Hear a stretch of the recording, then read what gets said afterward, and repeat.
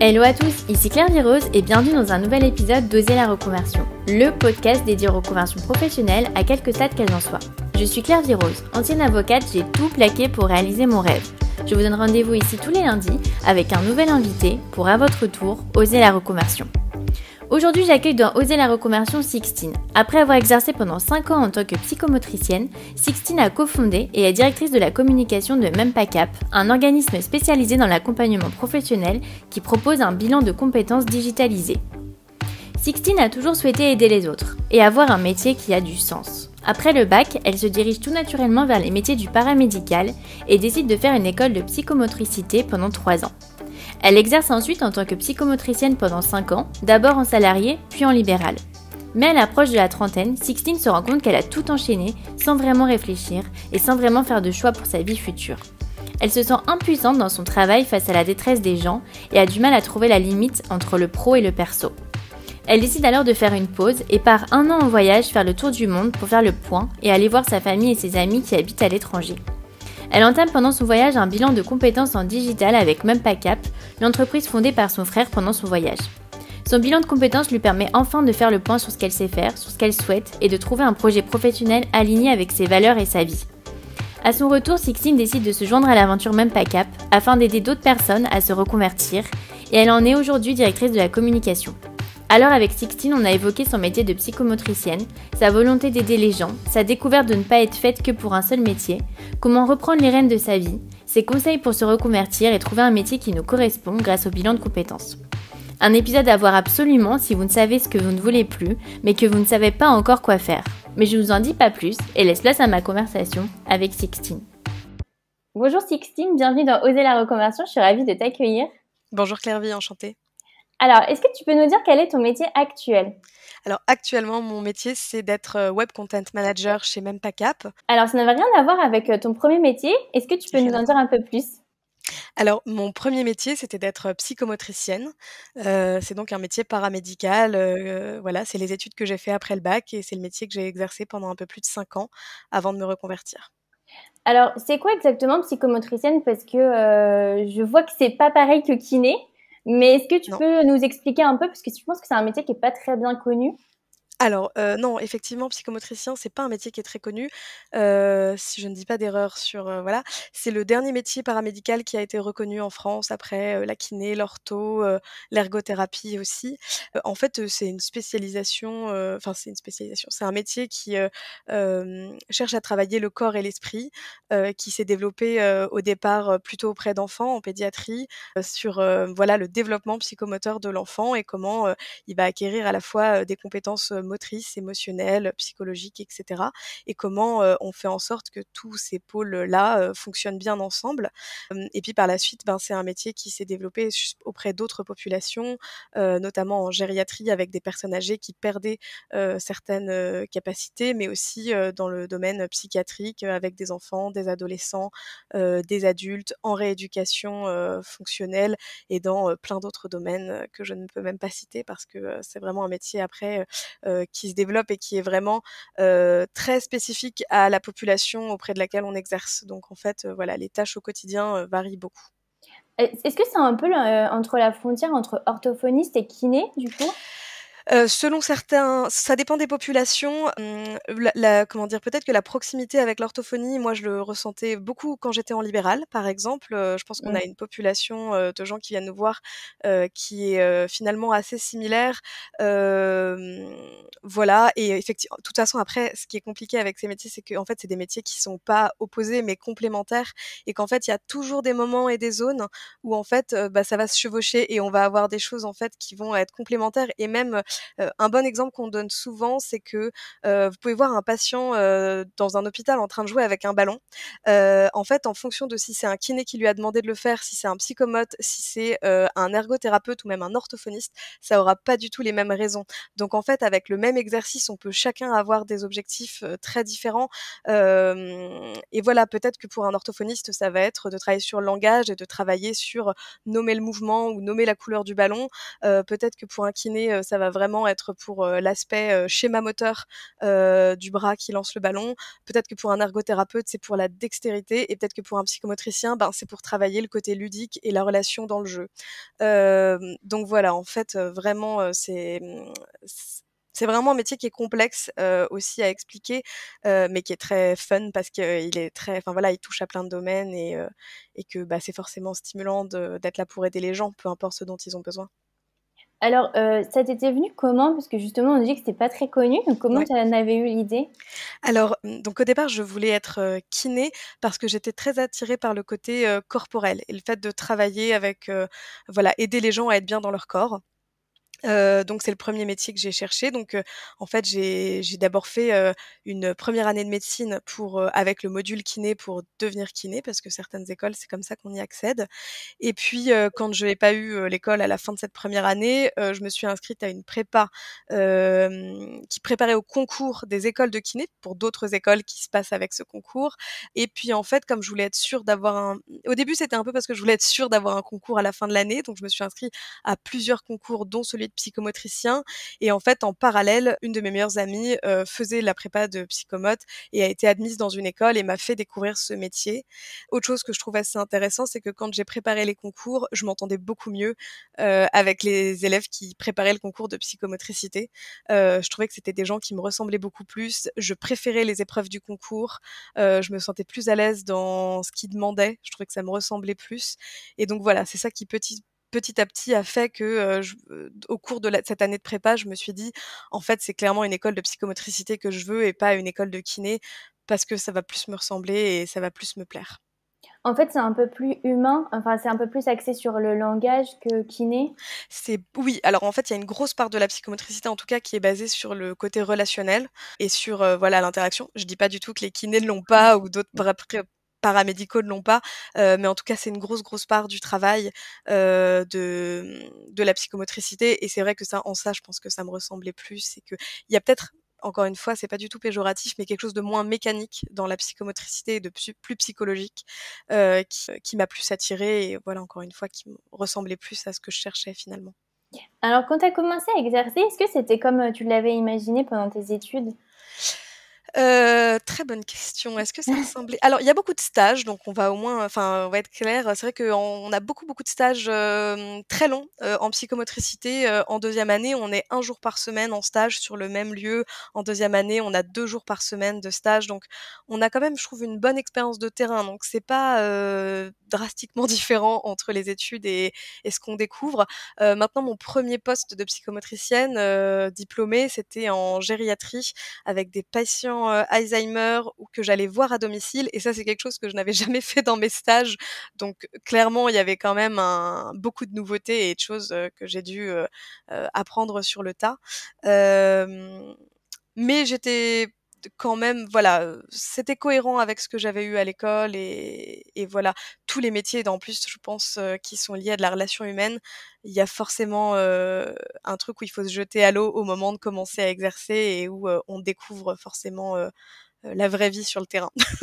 Justement, je voulais te demander si c'était pas trop difficile, tout cet aspect maladie, c'était pas trop dur émotionnellement? Au début de ma carrière, pas du tout. J'aimais beaucoup ça justement, enfin c'est pas que j'aimais ça, mais en tout cas, j'avais vraiment, je voyais la détresse des gens et j'avais l'impression d'être utile et que ce que je faisais avait du sens. Donc en fait, je m'en sortais bien, pour, assumer ça, mais clairement c'est quelque chose qui, avec le temps, m'a pesé de plus en plus. Peut-être que finalement quand j'étais une jeune professionnelle, j'étais plus naïve et je me rendais pas forcément compte de tout ce qu'il y avait, derrière les situations que je voyais. Mais à mesure que j'ai avancé dans ce métier, c'est ça qui j'ai trouvé, enfin ça fait partie des choses que j'ai trouvées pesantes à la longue. C'était effectivement d'être, toujours, en train de côtoyer la détresse des gens et leurs difficultés, et que petit à petit, peut-être, j'arrivais moins à faire, le tri entre, leur vie, ma vie, les limites entre mon travail et ma vie perso, et où ça m'a envahi de plus en plus, avec le temps finalement. Peut-être aussi quand on est jeune, on se sent un peu plus «invincible» entre guillemets, donc on se projette moins. Sûrement. Oui. Tout à fait et puis en plus de ça, je pense que mes premiers patients, qui étaient voilà des personnes âgées, et cetera, on s'identifie encore moins, Ouais. parce que, ça nous semble loin, parce que, c'est pas nous, et puis finalement quand j'ai travaillé ailleurs dans d'autres secteurs avec d'autres patients, peut-être que je me retrouvais plus dans les familles que je côtoyais après, dans les patients ados que j'ai pu voir et que peut-être ça m'a plus, touchée.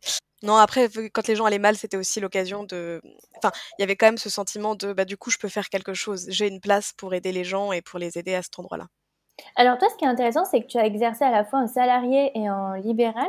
Oui, Heu, c'est vrai. est-ce que tu as eu enfin, c'est presque une première petite reconversion. Qu'est-ce qui s'était passé dans à ce moment-là dans ta tête? Alors en fait, moi j'ai toujours eu envie de travailler en libéral, pendant mes études de psychomote. J'y pensais déjà, en plus de ça, moi j'ai une sœur qui est orthophoniste, qui a beaucoup exercé en libéral donc je voyais beaucoup de similitudes, entre dans ce qu'on faisait et du coup, je pense que j'aimais bien l'idée d'avoir une vie similaire à la sienne parce que ça avait l'air chouette.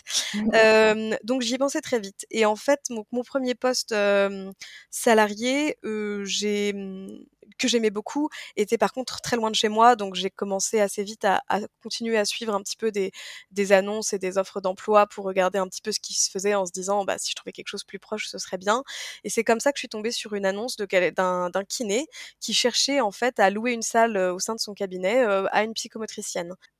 Et combien ça coûte, parce que quand on devient libéral, en général, on achète comme ça une place dans le Mmh. cabinet.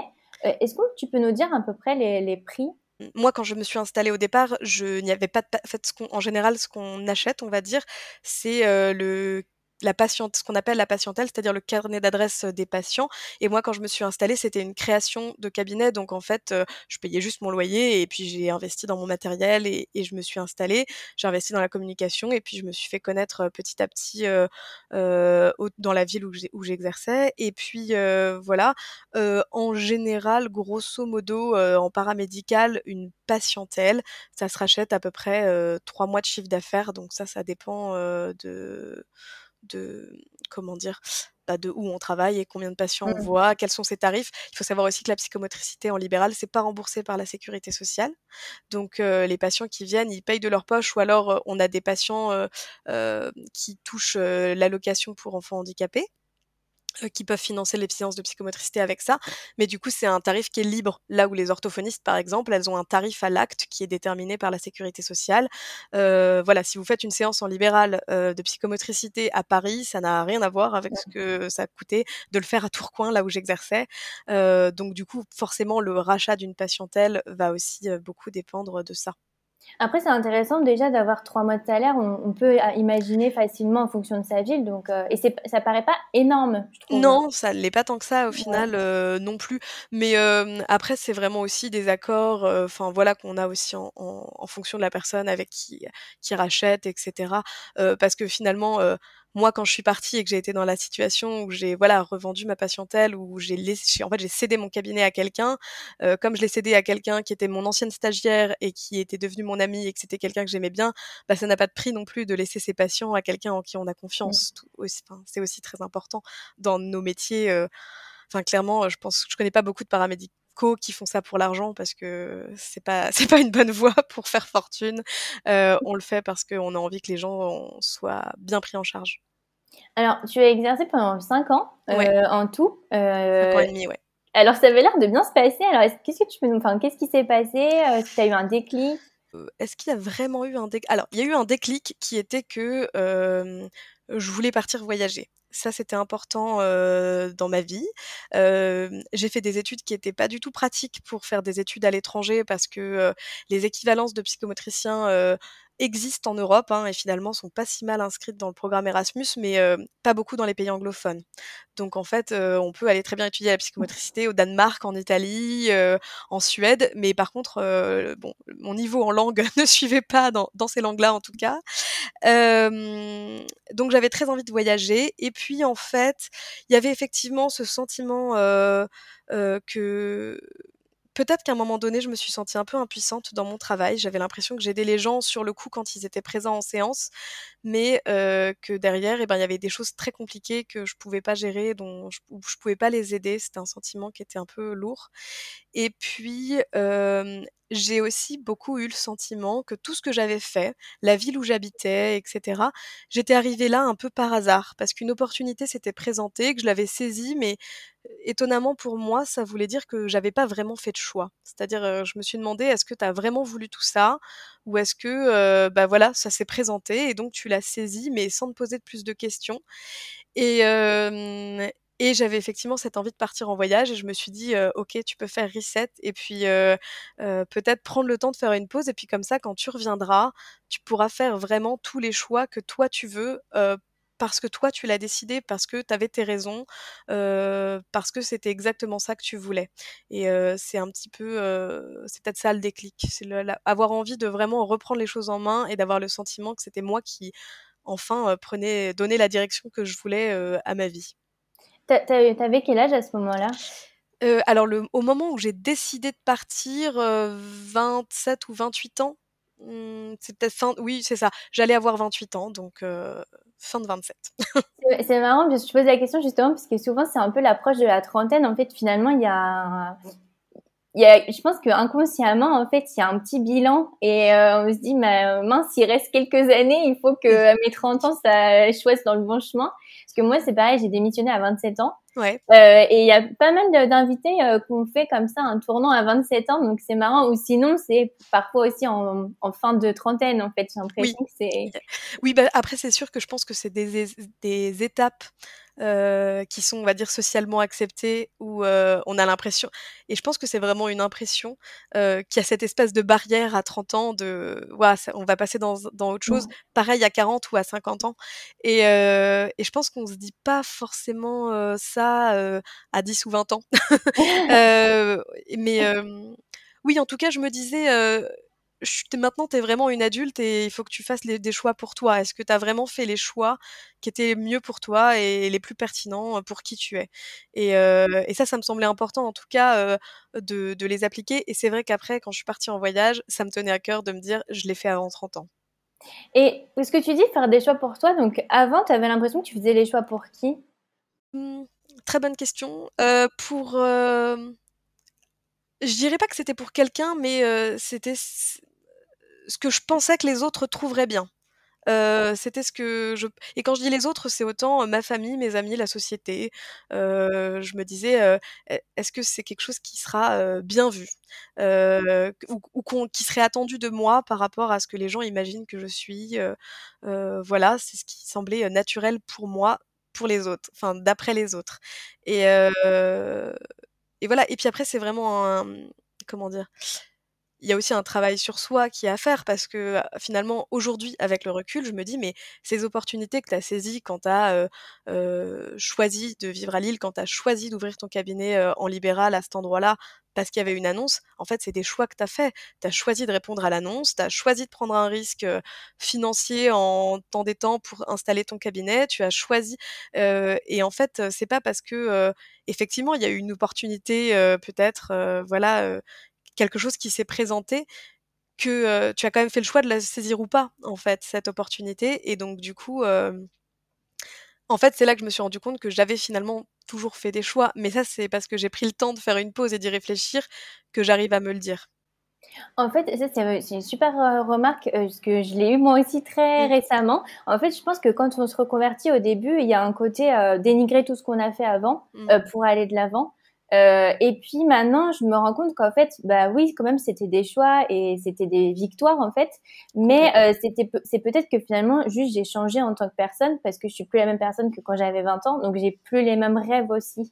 Oui, exactement, complètement et je pense à ça aussi parce que c'est aussi quelque chose que j'ai réalisé plus tard. Je pense que, quand j'étais, adolescente et que j'étais dans l'orientation scolaire et que je me demandais ce que j'allais faire comme études, ça m'a toujours semblé évident, qu'il fallait que je fasse quelque chose pour aider les autres et qu'il fallait que je me sente utile au quotidien. Ça me semblait être, une évidence et en fait, pour être très honnête, ça me semblait même être la seule option pour moi. Je ne me voyais pas faire autre chose que ça. Sinon, je pensais que mon travail n'aurait pas de valeur. Alors que ça me dérangeait pas de me dire que les autres faisaient autre chose et qu'ils aidaient pas les gens au quotidien et enfin, en tout cas, qu'ils étaient pas dans cette relation de soins.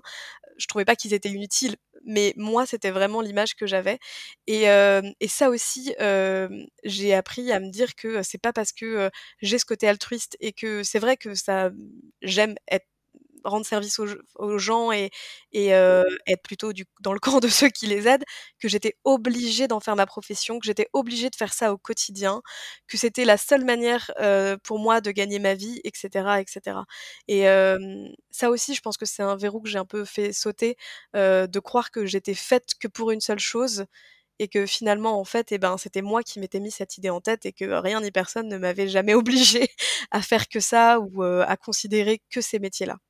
Après, c'est rigolo parce que je trouve que justement maintenant, enfin, on va y venir un peu Mmh. après, mais tu continues à aider les gens, c'est juste pas médical en fait. Exactement. Alors, je suis tout à fait d'accord et je pense que je pourrais pas, comment dire? Quand je cherche un exemple, j'ai jamais de bon exemple parce que je pense que tous les métiers aident les gens, à un certain niveau. Mais c'est vrai que je suis toujours dans un métier, où je suis là pour aider les gens parce que je crois que c'est quelque chose quand même qui me ressemble. Et donc pour revenir à ton voyage, quelle prise de conscience tu as vraiment, enfin quel est le déclic? Est-ce que tu le conseilles aussi de faire une pause pour les gens qui sont un peu perdus? Alors, je conseille évidemment aux gens de faire une pause. Je trouve que c'est très important. Après, je trouve que c'est pas facile à mettre en place non plus, donc faut quand même, enfin, c'est facile de le conseiller, c'est pas forcément facile à appliquer, soyons très clairs. Le déclic, il est venu parce qu'en fait, donc comme je disais, j'avais eu très envie de voyager pendant mes études, ce qui était pas possible et en fait, juste après mon diplôme, j'étais partie 3 mois en voyage déjà, avec, une amie qui était aussi psychomotricienne, et on avait fait vraiment un voyage, voilà, de backpacker, en Asie, du Sud-Est à se promener. On avait fait aussi du bénévolat, on avait exercé notre métier de psychomotricienne, voilà, au Cambodge et en Malaisie. Hem et donc j'avais beaucoup aimé, cette période de ma vie et donc j'avais très envie de recommencer ça et donc voilà, le déclic, c'était de me dire, «Tu as aimé, ça, est-ce que tu peux pas recommencer à le faire?» et donc du coup, c'est comme ça que j'ai décidé de partir faire un tour du monde et aussi, on en revient à mon amour pour les gens et les relations humaines. J'ai surtout, décidé de déterminer un itinéraire pour aller voir ma famille et mes amis qui vivaient un petit peu partout dans le monde. Et donc du coup, c'est comme ça aussi que j'ai beaucoup déterminé ça pour, ben, voilà, prendre le temps d'aller voir une amie qui vit depuis 7 ans en Australie et qui va pas y passer toute sa vie et de saisir enfin l'opportunité, d'aller lui rendre visite, voir mon cousin qui vit à l'étranger et cetera et cetera et c'est un petit peu comme ça que j'ai pris ce temps pour moi, pour partir. Ouais, en plus, toi, tu as été super chanceuse parce que tu l'as fait juste avant le Covid. Exactement et voilà, tellement de reconnaissance pour ce choix de vie que je n'aurais pas du tout pu anticiper. Mais oui, je suis partie en toute l'année 2019 donc j'ai eu beaucoup de chance. Alors, pendant ce voyage, du coup, tu as fait un bilan de compétences. Oui, Donc, tu as pas exactement. seulement voyagé, tu as aussi pris le temps. Donc, comment, en fait, ça t'est venu? Parce que du coup, ça veut dire que pendant ton voyage, tu t'es dit, bah, en fait, peut-être psychomotricienne, non? Alors, pendant mon voyage, ce qui est sûr, c'est que je m'étais dit, j'ai reparlé du bouton, reset, c'est que je me suis dit, «On peut tout remettre en question, y compris potentiellement, ce travail. Soit il te manque et du coup, bah, tu pourras le reprendre, quand tu reviendras, ou pas». Mais en tout cas, effectivement, au bout de plusieurs mois de voyage, je me suis dit: «Bon, à un moment donné, tu vas rentrer, ce serait peut-être bien de commencer à te poser des questions». Mmh, je me suis rendu compte qu'effectivement, mon métier de psychomotricienne ne me manquait pas tant que ça. Mes patients, oui, parce que ça, on s'y attache et voilà, encore une fois, c'est des relations humaines qu'on a développées avec les gens et on se soucie d'eux. Mais je commençais à envisager le fait que peut-être je pouvais être, douée pour faire autre chose et que c'était pas ma seule option. Et en fait, donc il y a quand même cette histoire, familiale avec le bilan de compétences, c'est-à-dire que ma mère, elle est, coach professionnelle depuis longtemps. Elle a développé un cabinet d'évolution professionnelle qui fait entre autres du bilan de compétences, mais aussi de l'orientation scolaire, du coaching professionnel, enfin plein de prestations, autour, du bien-être au travail. Donc je connaissais déjà un petit peu le bilan de compétences et l'année avant que je parte en voyage, mon frère avait commencé à développer, un bilan de compétences digital 100 en ligne, en digitalisant, bah, la méthodologie que ma mère utilisait.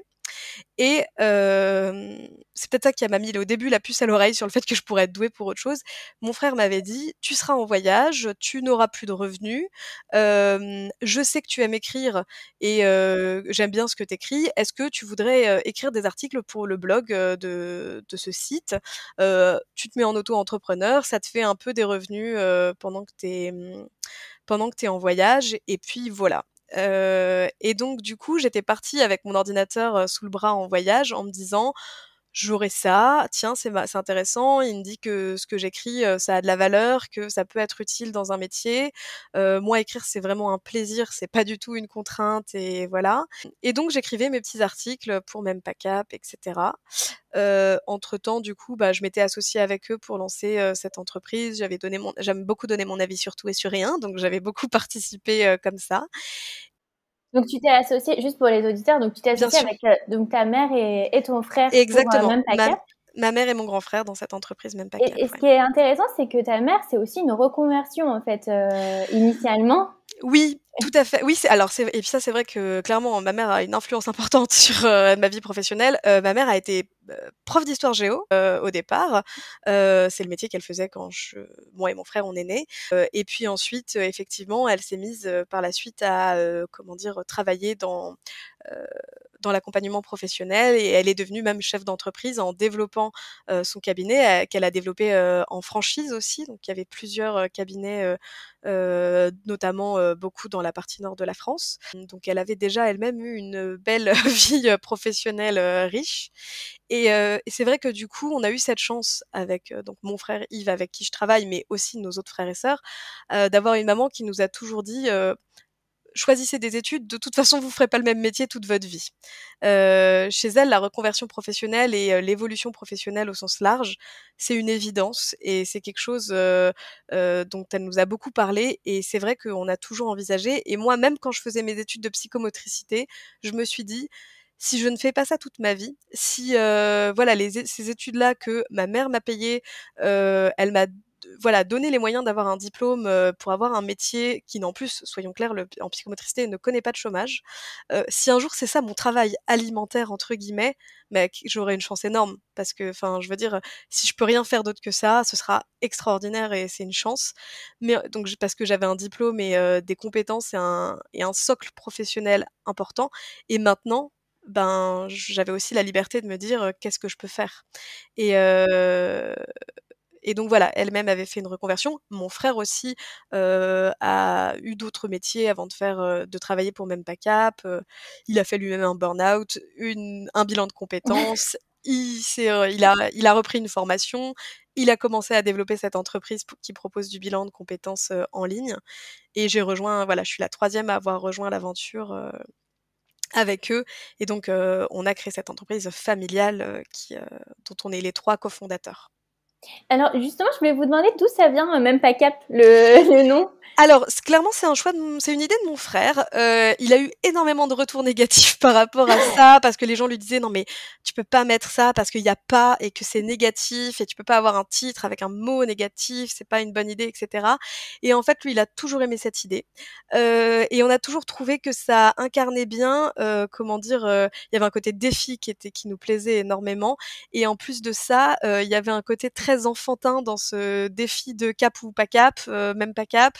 On retrouvait bien nos racines, un peu de frères et sœurs. On trouvait aussi, du côté enfant qui travaillent avec leur mère et cetera et du coup, voilà, il a eu vraiment des retours très mitigés sur ce nom. Moi, j'étais tout de suite, partante et finalement, il s'est dit: «Il faut que je fasse, avec mon instinct et si c'est comme ça, ça me plaît, je vais le garder» et en fait, maintenant, on a plein de gens qui nous disent, «Je vous ai retenu parce que, le nom m'a parlé, parce que ça m'a mis, voilà, je me suis sentie, challengée, et cetera» et ils nous retiennent facilement, aussi, souvent à cause de ce nom-là et du coup, maintenant, on le remet plus du tout en question, et les gens qui l'aiment pas et ben, tant pis pour eux parce que nous, on est très contents de s'appeler comme ça.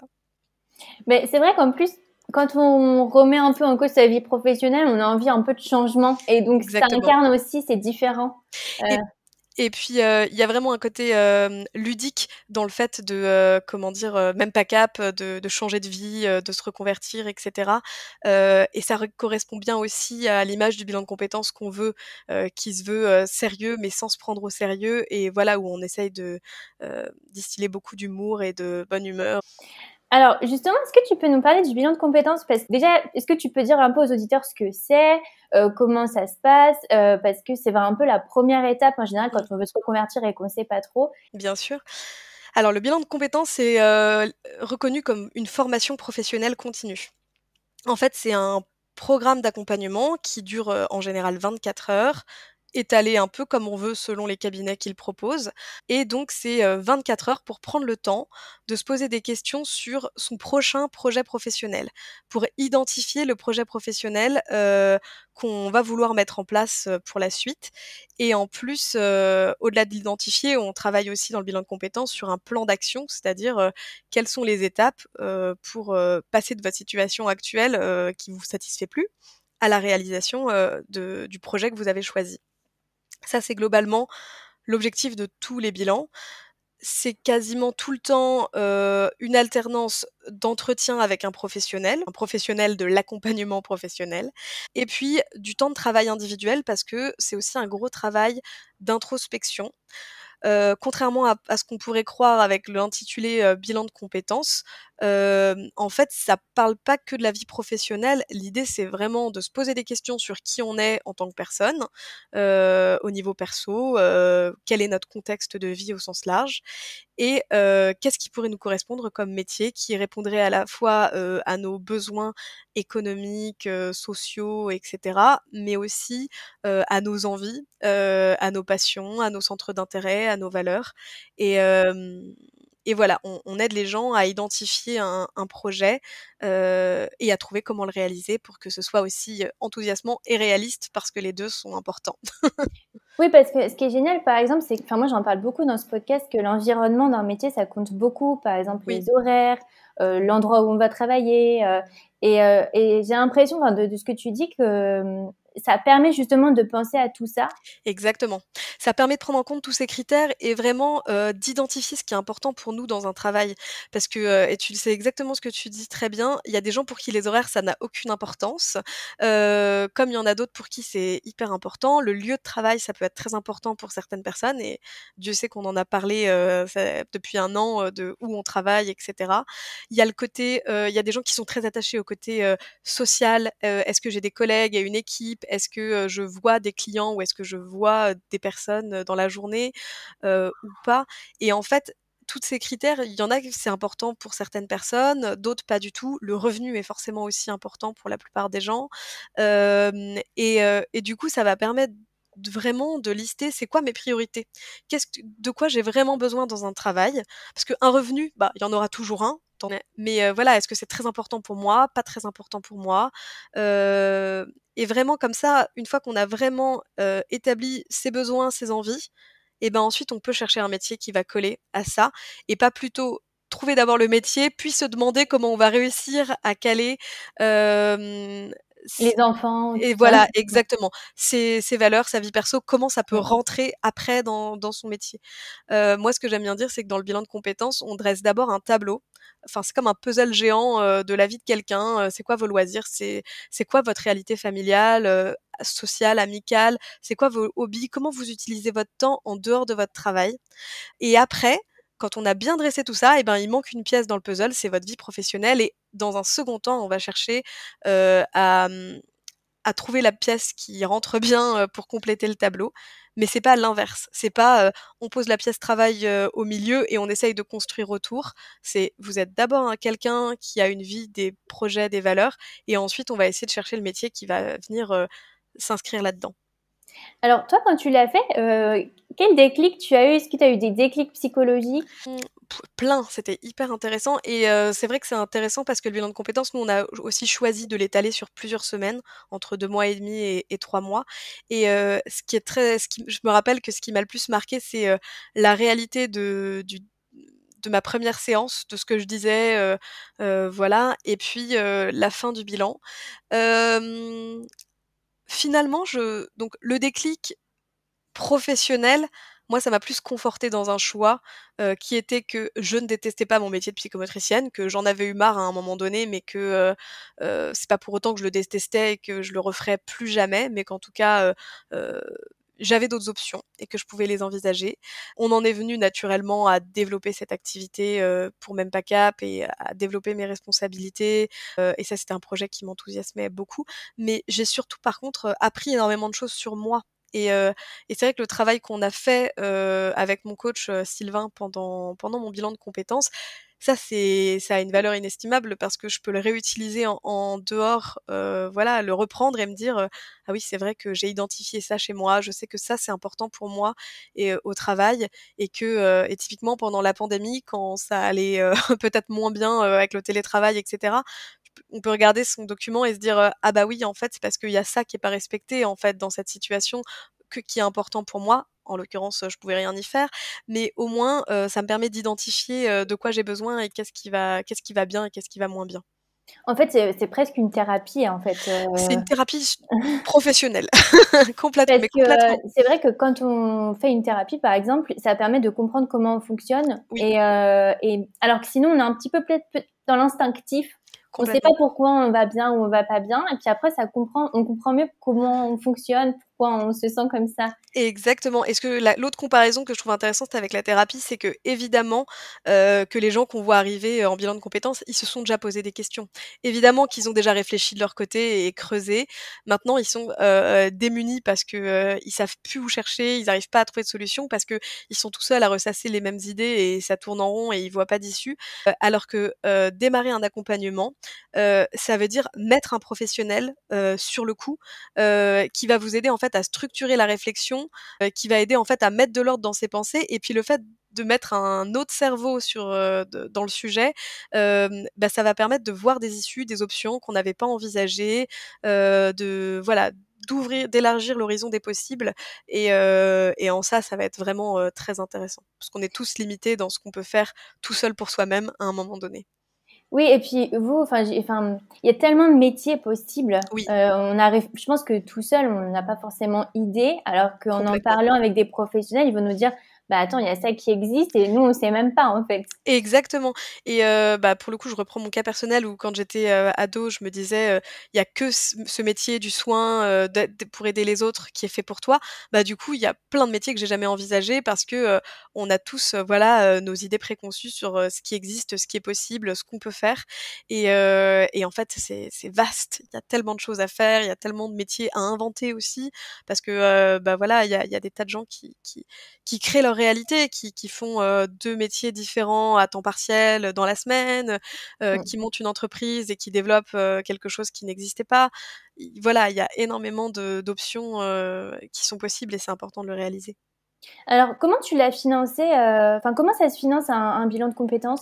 Alors, le bilan de compétences, se finance, essentiellement chez nous par le CPF, donc c'est, le crédit personnel de formation. C'est donc en fait les droits à la formation que les gens cumulent quand ils travaillent. Typiquement, un salarié, du privé qui travaille, à temps plein pendant une année, complète, hem, touche pour une année 500 € de droits à la formation.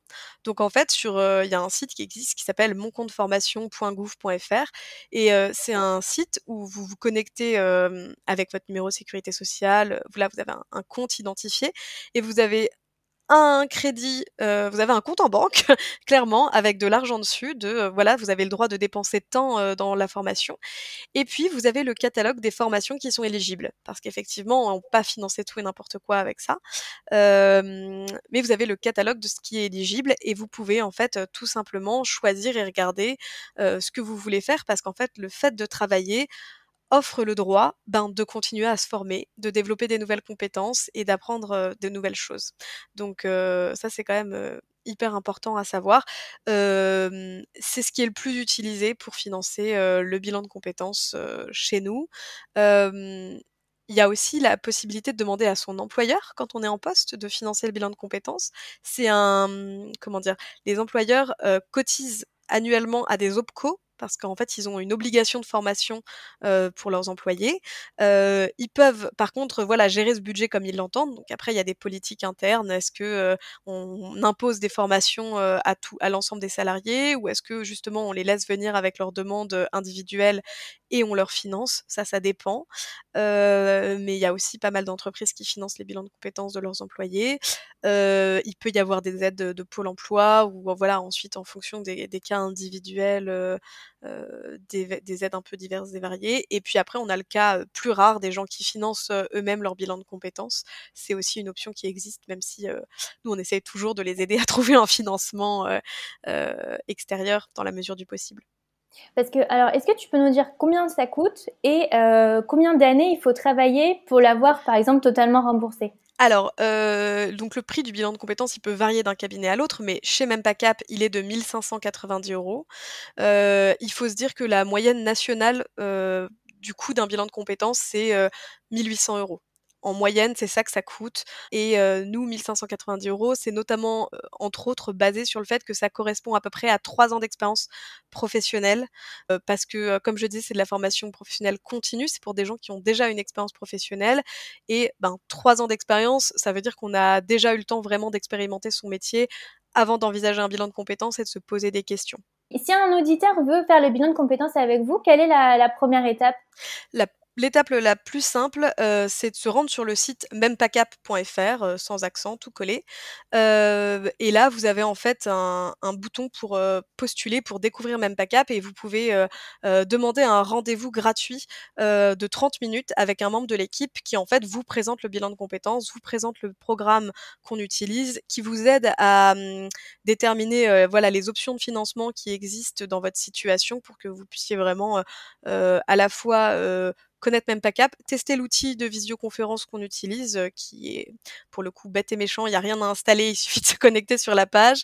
Et puis voilà, de rencontrer un membre de l'équipe qui va pouvoir vous présenter, tout ça et ensuite, bah, on a une super équipe administrative, qui s'occupe, des inscriptions, qui aide les gens, à faire leurs demandes de financement, qui les accompagne, vraiment, pour la suite et ensuite on se lance dans le bilan de compétences, voilà, à raison d'1 entretien par semaine, avec son coach d'1 heure et puis, bah, il y a le travail individuel dont je parlais, donc c'est du temps de travail, des tests, des questionnaires, de la recherche, de la documentation, des exercices de synthèse par rapport à ce qu'on a appris pendant le bilan et cetera et cetera.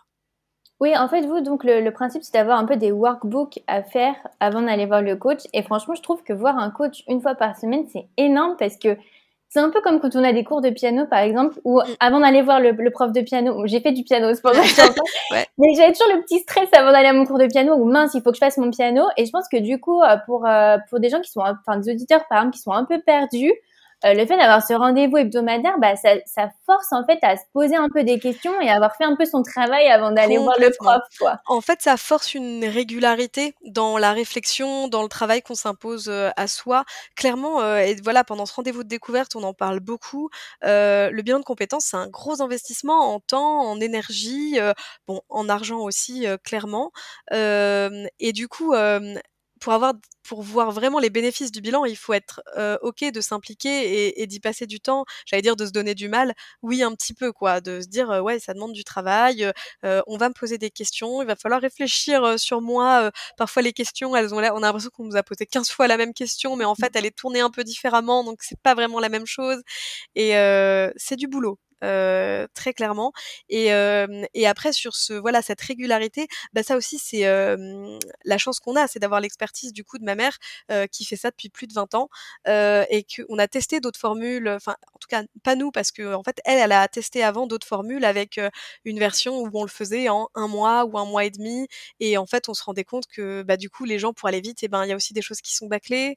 On n'a pas le temps de voir, ce travail de fond avec un vrai changement entre, le début, la fin du bilan. Elle a vraiment expérimenté toutes ces modalités, toute cette manière de faire avant, et du coup, nous, on a la chance d'avoir repris, ben, que le meilleur de tout ça pour, le proposer aujourd'hui et dire, on sait que ça marche parce qu'en fait, on est relativement une jeune entreprise, mais en même temps, ce qu'on fait, et ben, par contre, ça fait longtemps qu'on l'a testé et du coup, ça, c'est vraiment une chance, et une garantie pour les gens de leur dire: «La méthodologie, elle marche». Alors, j'ai une question. Si donc là, on est fin mai.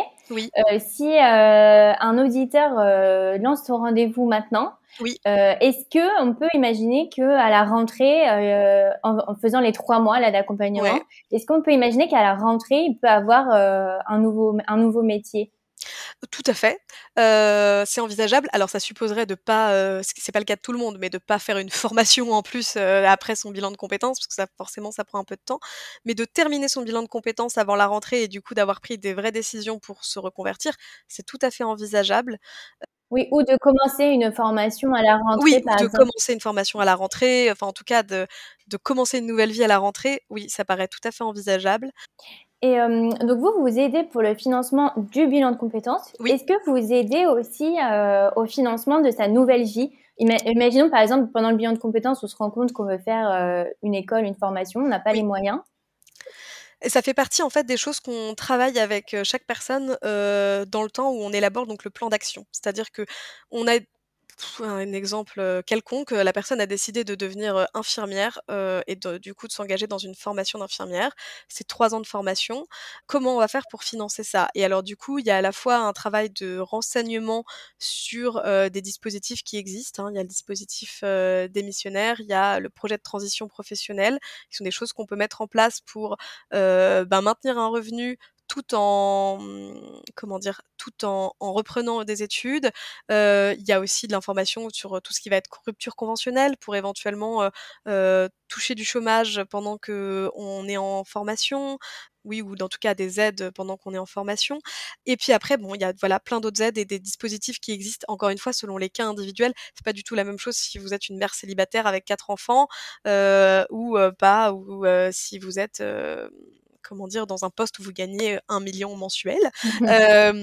Donc voilà, tout ça, ça va forcément, être pris en compte et c'est le travail d'accompagnement qu'on propose dans le plan d'action parce que ça ne sert à rien de vous avoir aidé à identifier un projet de devenir infirmière qui est censé être, voilà, le projet idéal pour vous, à cet instant T de votre vie, et de pas avoir les moyens de le réaliser. Donc voilà, on va forcément, voir les options qui existent. Et vous aidez aussi après avec les démarches, que je sais que par exemple, il y a des gens qui sont un peu frayeurs administratifs. Donc, par exemple, on sait qu'il existe, mais on a trop la flemme de faire les papiers. Bien sûr. Oui, bah, alors encore une fois, donc en fait, la fin du bilan de compétences, elle est importante pour ça. Donc ce fameux plan d'action, ce sont les séances qui sont les plus individualisées parce que selon le cas de la personne, il y a des choses très différentes. On peut, il y a de l'entraînement par exemple pour des entretiens d'embauche.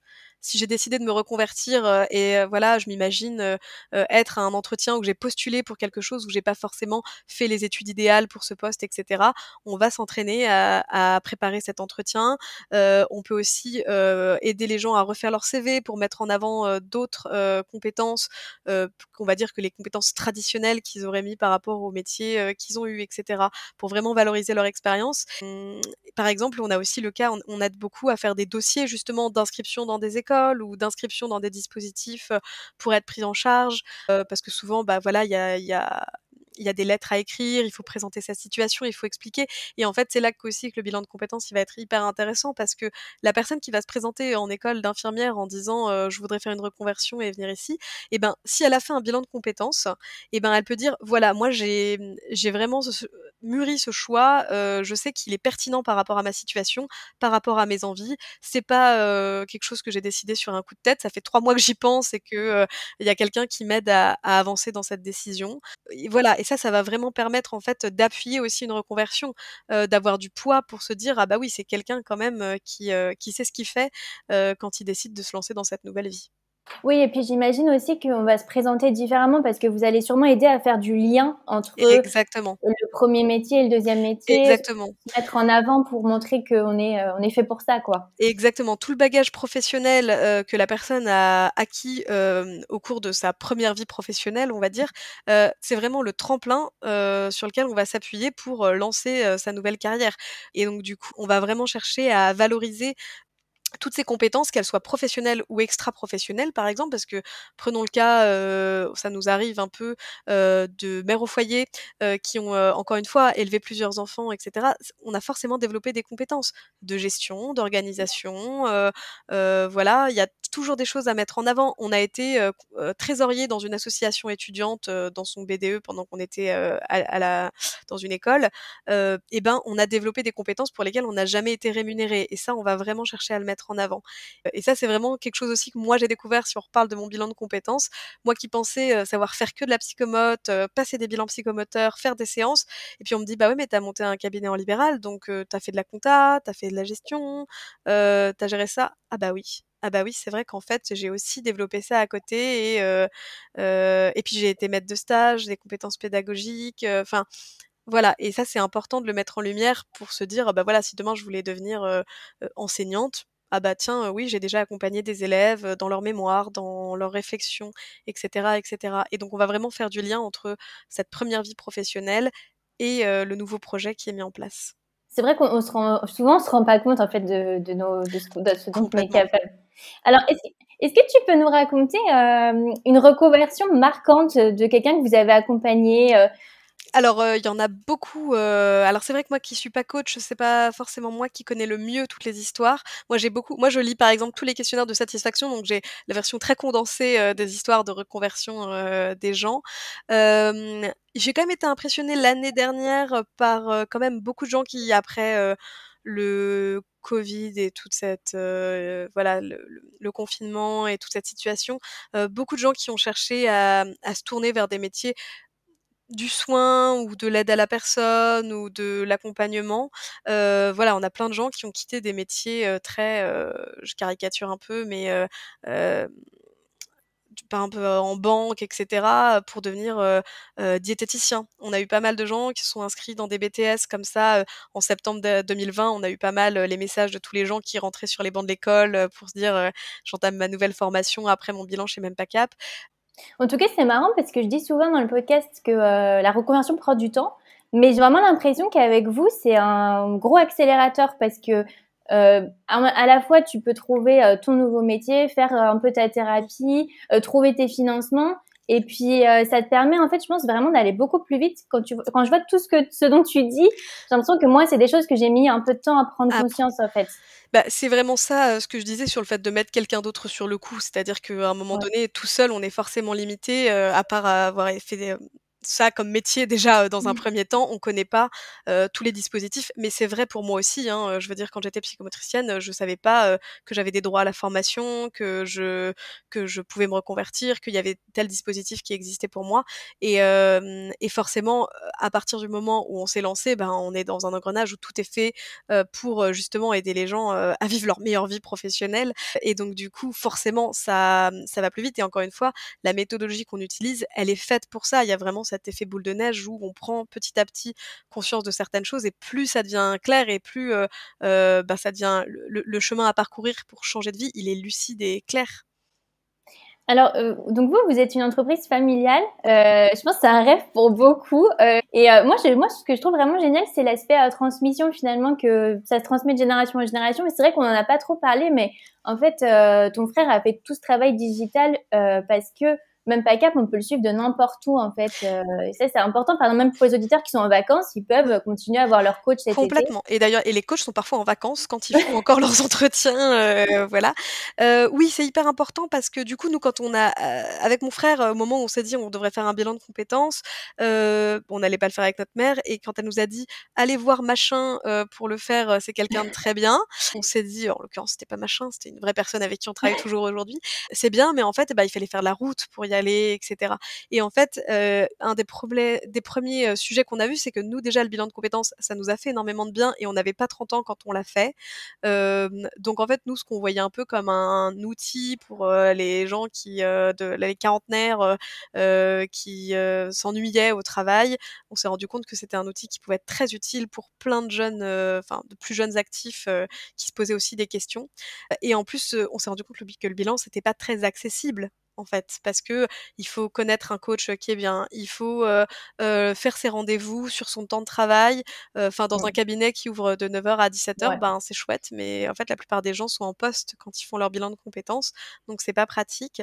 Et donc du coup, nous, on a vraiment essayé de limiter d'enlever toutes ces barrières et du coup, le fait d'être à distance, ça permet de faire des rendez-vous de 8 heures à 22 heures, même le week-end.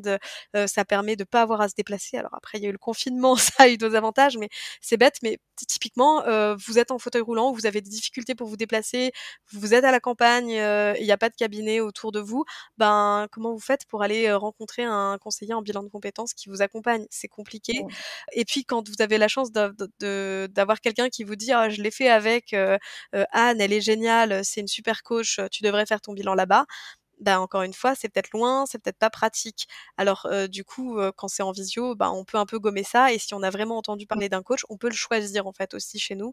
Il y a pas besoin de choisir, le prochain qui est enfin on n'est pas, affilié à quelqu'un qui va être le prochain coach dispo, ou voilà, ou celui qui vous a choisi. C'est vous qui dites: «Moi, j'aimerais vraiment travailler avec cette personne parce que, c'est moi qui vais devoir lui confier ma vie, c'est moi qui vais lui parler de mes aspirations, de mes projets. J'ai envie que ce soit quelqu'un avec qui je suis à l'aise et ou qu'on m'a recommandé, avec qui je le sens bien.» Mais c'est vrai qu'en plus, ça me rappelle, en fait, quand j'étais avocate, parfois j'avais un peu des entretiens avec des chasseurs de tête. Oui, Et en fait, j'avais du mal à le faire parce que c'était assez bizarre. Il y avait une ambiance assez bizarre ou de beaucoup de démissions. Et en fait, dès qu'on arrivait un peu bien habillé en tailleur, les autres disaient ah t'as un entretien, tu vas partir. Tu vois, ex et du coup c'était dur de même entre midi et deux de voir des gens ou de partir le soir. Et, exactement. et du coup je trouve que là si c'est en visio c'est génial. On s'enferme dans une salle de réunion, on dit qu'on a un call et puis on fait avec sans que Exactement. ça se sache en fait. Exactement, tout à fait. Ça, c'est hyper important, et puis oui, bah, voilà, quand on a plein de fois des gens qui sont à la maison avec leurs enfants, des femmes qui sont en Mm. congé maternité, ben, voilà, ça permet vraiment aussi, c'est ra comment dire? Le bilan de compétences, c'est une des rares, formations qu'on peut faire quand on est en arrêt maladie. Donc voilà, pour les gens qui sont en arrêt de longue durée, et ben, ils peuvent aussi utiliser ce temps pour ça. Eux qui sont aussi en pause forcée, ils peuvent Mm. utiliser ce temps pour ça. Donc c'est vraiment et ça permet, voilà, encore une fois, de le rendre plus accessible et plus, disponible à tous. Alors, dernière question, c'est toujours la question que je pose à la fin. Ouais, C'est quoi pour toi une reconversion réussie? une reconversion réussie, c'est quand on a trouvé un projet professionnel. Bah, c'est ce que je dis, en fait, souvent en rendez-vous. À la fois, réaliste et enthousiasmant. Moi, je trouve que côté, enthousiasme, il est important. Si on n'a pas envie de se lever le matin, c'est quand même je dis pas qu'on est obligé de tous les matins d'être emballé, parce qu'il y a des matins qui sont plus durs que d'autres, mais il faut qu'on ait envie d'aller travailler. C'est quand même, important. Et encore une fois, comme on part du principe que c'est plus important qui sont les gens individuellement avant de savoir qui sont les gens comme travailleurs, comme actifs, si vous avez évolué personnellement, peut-être qu'à un moment donné, votre projet, il est plus en phase avec qui vous êtes et c'est normal et c'est important une reconversion réussie, c'est un métier qui est en phase avec nos valeurs et qui on est au moment où on le met en place et aussi, qu'on est capable de remettre en question si on se rend compte qu'on a changé et qu'on n'est plus la personne qu'on était quand on a fait ce choix. Et et voilà, pouvoir toujours être, flexible et être capable de se dire: «Est-ce que ce métier me convient aujourd'hui? Est-ce que dans les circonstances actuelles, c'est toujours ça, qui est bon pour moi?» Et si on se rend compte que c'est plus bon pour nous, qu'est-ce que je peux mettre en place et qu'est-ce que je peux faire? C'est vrai que c'est super intéressant ce que tu dis par rapport à on n'est pas que travailleur parce que en Mmh, fait la vision ancienne de travailler toute sa vie dans la même boîte, en fait, ça arrange les employeurs parce qu'on est bien sûr, formé, on est super, enfin, on est fait pour le on est poste, on fait le pour ce connaît très poste. bien. Exactement. Et finalement, bah, tout ce changement qu'on fait maintenant, bah, ça arrange pas les employeurs, mais finalement, c'est ce qui est bien pour les justement les travailleurs en fait. Exactement et en plus, ce qui change un tout enfin, ce qui commence à vraiment à changer aussi au niveau des employeurs, c'est de se dire quelqu'un, qui sait pourquoi il vient, qui est, enthousiaste à l'idée de se pointer au bureau le matin. C'est quelqu'un qui fait bien son travail. Alors que quelqu'un qui reste 20 ans et qui va finir, je caricature aussi bien sûr, mais qui va finir planqué dans un bureau Ouais. avec, la protection de, «J'ai 20 ans d'ancienneté» et cetera, mais qui aura plus aucun enthousiasme, plus aucune envie dans le travail qu'il fait, qui aura plus envie de se lancer de nouveaux défis, c'est pas très intéressant non plus. Il vaut mieux quelqu'un qui va être là et qui va être, voilà, il sait pourquoi il est à son poste et qu'il le fait, avec, plaisir. Ça va vraiment être important. Et puis, c'est marrant parce que c'est un truc auquel j'ai repensé aussi, récemment, sur ce côté vraiment individualité. C'est-à-dire que moi, le bilan de compétences et tout ce que j'ai changé dans ma vie avec la reconversion, c'est que j'ai vraiment l'impression que je me suis fait passer avant mon travail. Avant peut-être l'image et voilà, le statut que m'apportait mon travail dans la société quand j'étais plus jeune. J'étais indissociable de mon métier, alors que maintenant, je sais qui je suis et enfin, je suis plus au clair avec qui je suis, de quoi j'ai besoin et ensuite, dans un second temps, je fais en sorte que mon travail, eh ben, il corresponde à ça. Mais c'est moi d'abord et mon métier après et c'est pas les 2 au même niveau et ça, je pense que c'est hyper important aussi pour une reconversion réussie parce que j'estime que la mienne, elle est réussie. Mais ça, c'est vrai parce que quand on se présente, tu sais, on va dire, Oui. par exemple, je disais, bah, je suis Claire Vie, je suis avocate. Et en fait, je voulais avoir un métier qui envoie, parce que quand je me présentais, je voulais que voilà, ça Ça soit... marque. Et Ouais. maintenant, en fait, bah, je vais plutôt dire, bah, je suis Claire Vie, j'aime la mode, j'aime interviewer des gens qui se sont reconvertis, plus sur mes hobbies finalement. Et c'est vrai que c'est tout un travail aussi de changer sa façon de penser, qu'en fait, on n'est pas un métier, on est quelqu'un. Ouais, exactement. Et ça aussi, je l'ai beaucoup rencontré en voyage, notamment alors, en Australie spécifiquement. Les gens se me posaient très peu la question quand je Ouais. voyageais de: «Tu fais quoi dans la vie?» Mm. C'était pas intéressant et je me suis fait des amis d'amis et cetera. J'ai passé énormément de temps avec des gens que j'ai connus pendant des semaines avant qu'ils me disent: «Mais en fait, c'est quoi ton métier? C'est quoi ta formation?» et je me suis dit: «Ah oui, c'est vrai que tu sais pas». Alors, pour terminer, du coup, si les auditeurs veulent faire le bilan de compétences avec Mumpacap, est-ce que tu peux... donc, je mettrai le lien, hein, bien sûr, Bien dans sûr. la description de l'épisode, mais comment ça se passe, par exemple, s'ils veulent faire leur premier rendez-vous? Alors s'ils veulent faire leur premier rendez-vous, il y a simplement le formulaire de contact à remplir, sur le site internet. Ce premier rendez-vous, il est gratuit et sans engagement, c'est important, vous pouvez vraiment enfin les gens peuvent vraiment venir poser toutes les questions qu'ils veulent sur l'évolution et si on se rend compte que le bilan, c'est pas ce qui est adapté pour eux, parce que c'est tout à fait possible, on fait vraiment de notre mieux pour les orienter vers quelque chose de plus adapté à leurs besoins, voilà. Il y a vraiment, aucun risque à venir, passer une demi-heure à discuter avec nous, Avec et toi, en plus. ça peut être avec moi, ça peut être avec d'autres de mes collègues, ça c'est, vraiment, ça dépend du créneau que vous avez choisi. C'est vraiment l'occasion de parler de votre situation professionnelle, et de voir un petit peu quelles sont vos options en fait, tout simplement. Bah, un grand merci, parce que, en tout cas, moi, ça m'a donné envie de, même moi, je faire suis un déjà bilan reconvertie. Bah, ouais, parce que franchement, j'ai l'impression que ça donne tellement de clés, que même si on a déjà commencé à se reconvertir, finalement, c'est pas mal de faire un peu le point. Et Exact. vraiment, merci beaucoup. Bah, de rien, c'était un plaisir.